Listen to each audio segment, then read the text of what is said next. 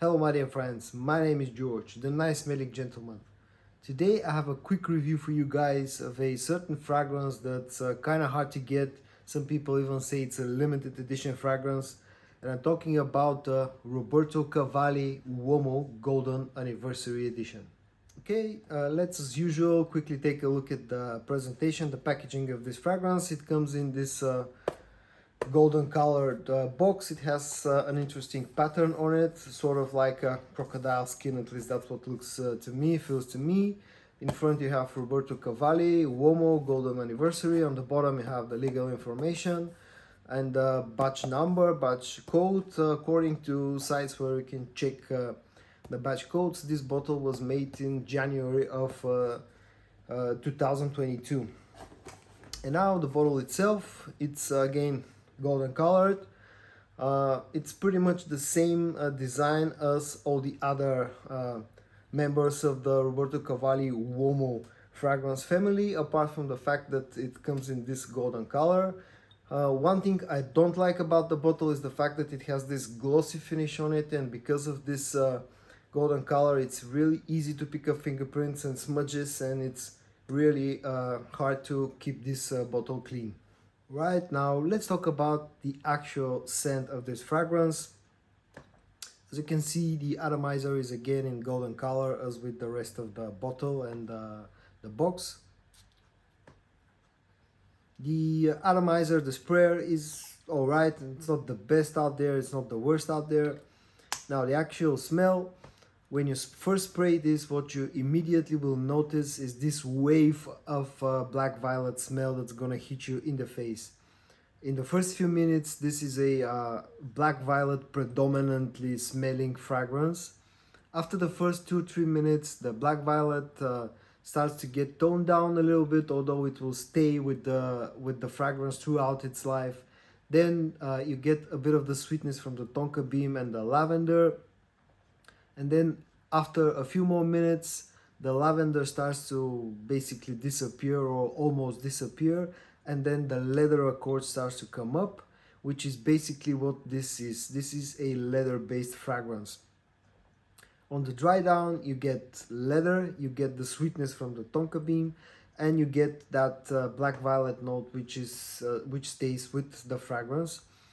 It's a sweet fragrance, not overly sweet. The leather, is doing a good job of balancing out the sweetness from the tonka bean, and there's a bit of a floral touch from the black violet.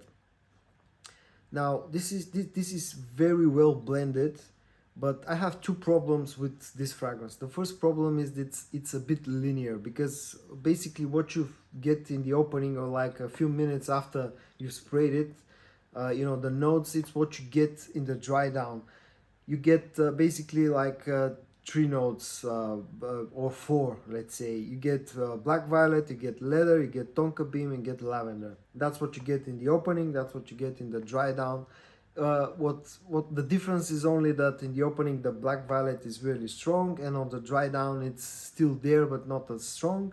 And then the tonka bean is a bit weak in the opening, and then on the dry down you can really feel the sweetness from the tonka bean, and then on the dry down is where the leather accord starts to come up. All in all, it's well blended but a bit linear.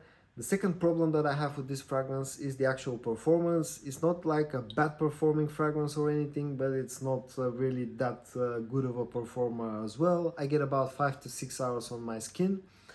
As far as the versatility of this fragrance, I think it's more of a nighttime fragrance. It's sexy because of the sweetness and the leather. I don't think it's office friendly. It's more for a night out with friends, maybe in a bar or something like that, or a date night.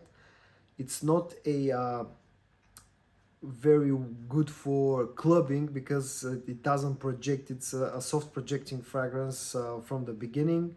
As far as the price goes, I paid about $45 for this, and I will give you an advice, guys. I know that this has been hard to get. It's been hyped up, and I've seen some prices of $100, $120, which I think is nuts for this fragrance. Don't get me wrong, as I said, it's a good sexy fragrance, but it's not a fragrance that deserves to get a price tag of $120. If you ask me, my advice is that the fair price for this fragrance is somewhere between $40 to $60. And so guys, this was my review of the Roberto Cavalli Uomo Golden Anniversary Edition. As usual, I really hope that you found this video helpful and entertaining. If you did, give it a like. I hope that you'll subscribe to my channel. I hope that all of you guys stay safe, and I'm gonna see you in my next video. Bye bye.